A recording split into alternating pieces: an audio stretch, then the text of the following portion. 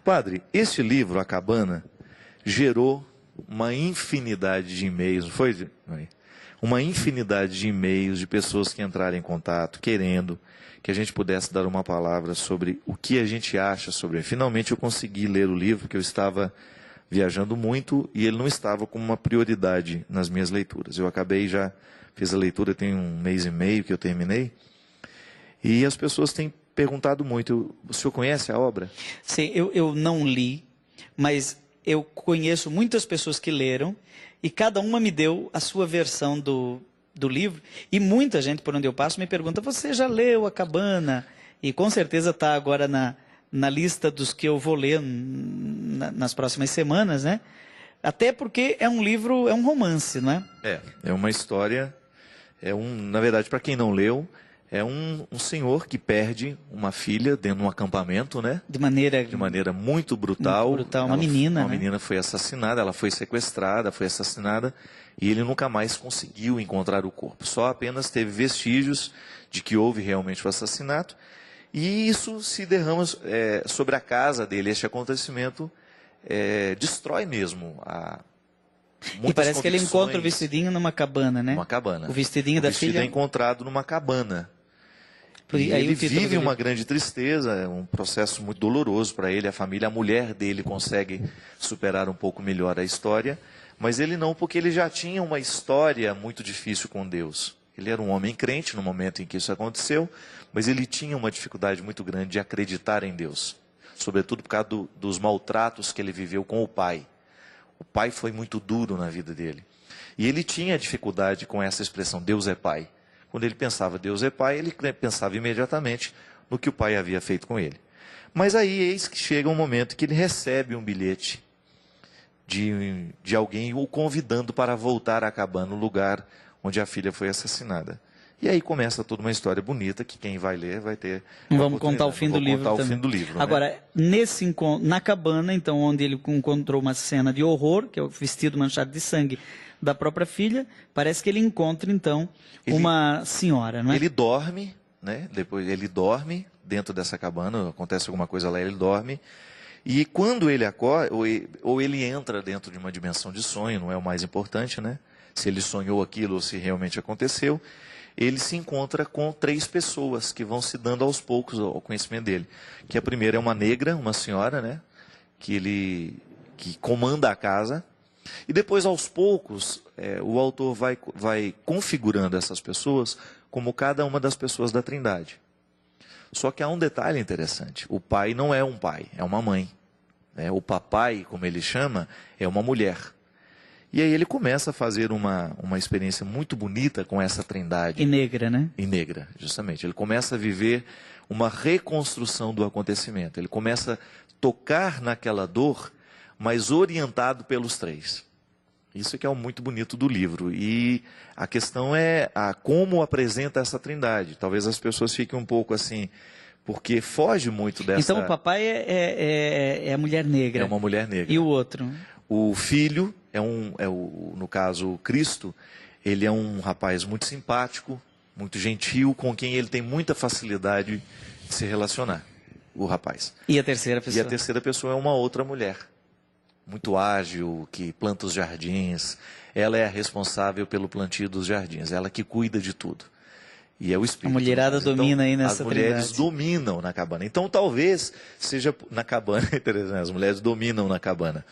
Talvez seja por isso que muita gente tenha ficado intrigado, porque não é uma construção clássica da Trindade. Não mostra a Trindade como muitas vezes. Mas extremamente bem fundamentada, porque a figura do Pai no Antigo Testamento de misericórdia tem feições femininas claríssimas, não é? Enquanto ele dá colo, ele tem útero. O Deus do Antigo Testamento tem útero. Entranhas de misericórdia, Rahamim. Ele tem útero. Quem tem útero é mulher. O Papa João Paulo II disse num dos seus discursos na África que Deus é pai. E é mais, é mãe. Né? Então essa paternidade e maternidade de Deus não é biológico-sexual, mas ele é criador. Enquanto criador, ele gera. É muito mais próprio da mulher gerar do que do homem. Né? Homem não tem útero. Né? Então Deus não como já se diz, Deus não é menino nem menina. Né? Deus tem um gênero superior ao masculino e ao feminino. Então não está se discutindo questões de gênero aqui. E o Espírito Santo, curioso, é que o Espírito Santo no Antigo Testamento aparece como vento. Mas não vento, ventania. Ruach é feminino. Então, o Espírito pairava sobre as águas. A ventania pairava sobre as águas. Interessante que Jesus, quando falava do Espírito, tinha uma imagem feminina, não masculina. Porque na língua, no aramaico também, a língua de Jesus, Espírito sempre era ventania. Não era vento, era ventania. Algo feminino, não é? Então é interessante que tanto o pai é mãe, quanto o Espírito é uma mulher. E sabe o que é interessante? Que no livro, a gente que estudou teologia, a gente vai percebendo que o autor tem um conhecimento muito interessante dos atributos específicos da Trindade. A gente percebe que cada um destes tem uma função específica, esse atributo específico, o Pai que cria, o Filho que salva e o Espírito que santifica, está muito presente no papel que cada uma dessas pessoas vai realizar na vida do Mac. Os atributos apropriados. Justamente. O Filho... Não, os atributos próprios. Específicos, da Trindade. O Pai é como se ele reconstruísse, é como se ele criasse novamente o Mac. O grande papel, a grande missão da mulher, dessa mãe, que ele chama de papai, é gerar ele de novo. É dar a ele um novo impulso, né? É como se estivesse soprando ele de novo. O filho, no momento em que ele sai nas experiências com Jesus, ele anda sobre as águas, aí faz uma série de experiências bonitas. É como se ele estivesse realmente vivendo um processo salvífico que o filho vai salvando de novo aquela criatura. E o Espírito vai dando a ele um novo vigor. É dinâmico. É dinâmico. É muito bonito mesmo. Aliás, é ânimo, né? Às vezes um pouco ingênuo, assim, faz parte, né, dessa literatura. Tem um pouco de ingenuidade também, umas coisas que parecem ingênuas, mas que tem uma identificação muito direta com o povo. Não é um livro que faz mal. O que a gente precisa tomar cuidado é que o autor, ele não está escrevendo teologia. Precisa tomar essa distância, né? Nem tudo o que ele diz está de acordo com o que nós acreditamos da Trindade. Agora, é uma sugestão bonita do que Deus é capaz de fazer na vida de uma pessoa. Isso vale. Isso já vale por aí. Dimensão existencial interessante. Agora, tem uma coisa que me disseram a respeito das entrelinhas do livro, que eu queria saber com você que já leu e tem sensibilidade teológica. É que Deus aparece aqui como relação. O tempo todo. E isso, agora não estamos falando mais dos atributos próprios de cada pessoa, mas dos atributos apropriados. Uhum. É assim, ó. Os atributos próprios são o seguinte: o Pai é criador, o Filho é salvador e o Espírito Santo é santificador. Só que há uma apropriação de cada uma das três pessoas desses atributos. Então, atributos apropriados. Por exemplo, o Espírito também é criador. Aquele canto, Veni Creator Spiritus. Nós somos criados também pela ação criadora e recriadora do Espírito Santo. Paulo coloca isso, né? Em Cristo fomos recriados, somos novas criaturas, enfim. O Pai santifica, o Pai salva, então são atributos apropriados, porque a Trindade é um conjunto de relações. E falar de relação em Deus, Santo Agostinho dizia que o Pai só é Pai porque tem filho. O Filho só é filho porque tem Pai. E a relação que torna possível o Pai ser Pai e o Filho ser Filho é o Espírito, que é relacionalidade pura. Então, quando se fala de pessoa, não está se falando de indivíduo. Na Trindade, nós não temos três indivíduos que moram como que no 7º andar de um prédio qualquer, cada um com seu apartamento, não é? Individualmente situado. Às vezes, certas formas de rezar e de tratar a Trindade em nome do Pai, em nome do Filho, em nome do Espírito Santo, tome cuidado, porque essa individuação das pessoas da Trindade pode nos tornar triteístas, não é? E nós acreditamos em um só Deus, nós somos monoteístas. Ou seja, o que torna possível que o Pai, o Filho e o Espírito Santo sejam um só, é que eles existem enquanto pessoa, ou seja, enquanto relação.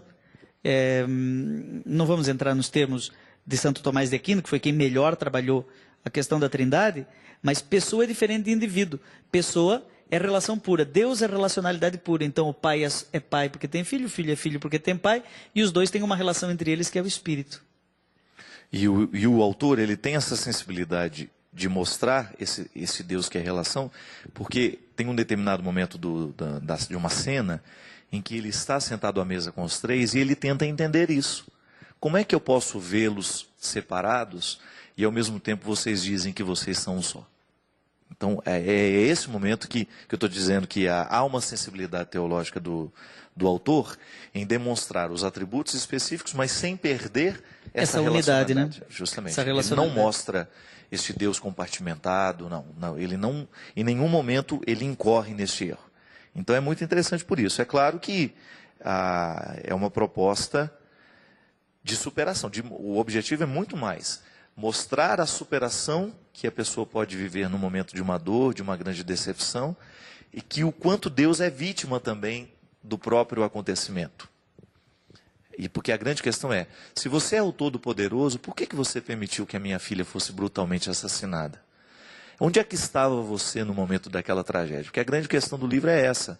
Como eu posso reconstruir a minha fé em Deus, que Deus é amor, que Deus é misericórdia, se eu tenho que carregar dentro de mim esta certeza de que você não evitou a morte da minha filha como eu acreditava que você poderia ter evitado? Esses paradoxos são tão complicados, né? Deixa eu ser aqui um pouquinho picante.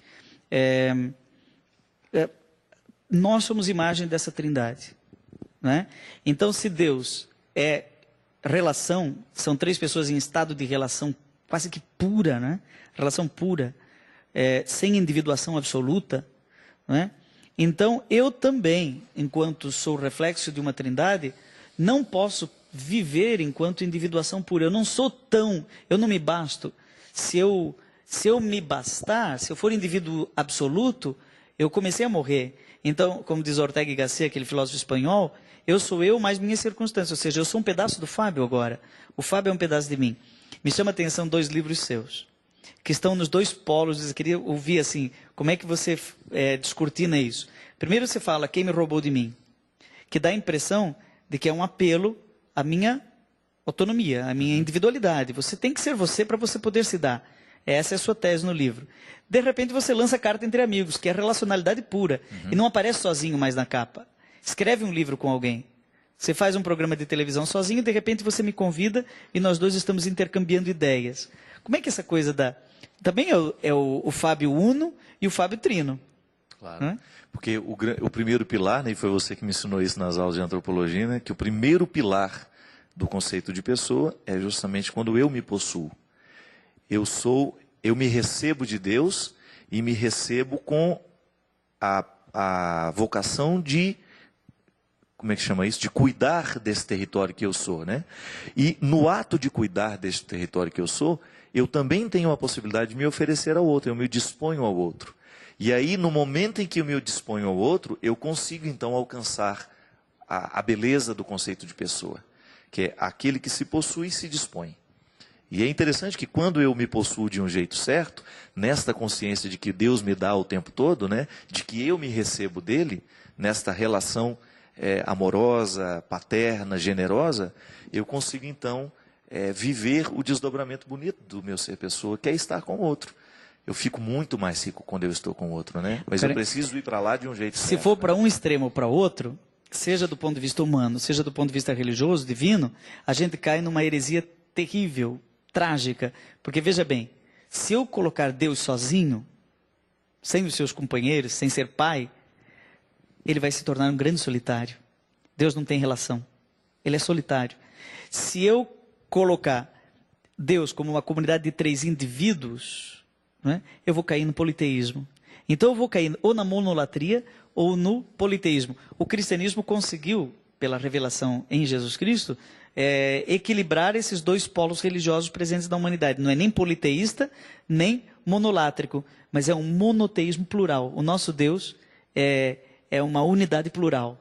É uma ciranda de amor. Padre, mas será que não falta ainda, claro, é só uma perguntinha boba, né, que às vezes a gente se faz e não tem coragem de dizer, né? Será que não faltou no processo da revelação a compreensão desta presença feminina de maneira clara, definida? Com certeza. Nós masculinizamos demais a Trindade. Né? Em prejuízo à realidade de Deus. Deus é pai, é mãe e é filho. Né? Aí seria a família, como nós compreendemos, como um projeto que também quer ser integrado a essa vida de Deus e quer viver na Terra a vocação. Eu já estou fazendo o sinal da cruz diferente, Fábio. Em nome do Pai, do Filho e da Brisa Santa. É extremamente fiel ao texto bíblico original. O Espírito Santo não é Espírito Santo, é Ruá. Então ele é Brisa Santa. Padre, nisso está aquilo que a gente dizia no outro programa, a evolução do que nós compreendemos do dogma, não é verdade? Quando você percebe que em algum momento da história vem uma intuição, ela não fere o que nós já sabemos, mas ela aprimora o que a gente já sabe. Isso é muito interessante. A figura de Maria, ela dá conta de feminilizar um bocado nosso conceito de Deus. Por isso a gente critica muito quando o povo simples diviniza Maria, e está errado mesmo, não é teologicamente errado, ela só que é uma sensibilidade popular de que Deus tem algo demais feminino. Não é uma maneira de reivindicar, será?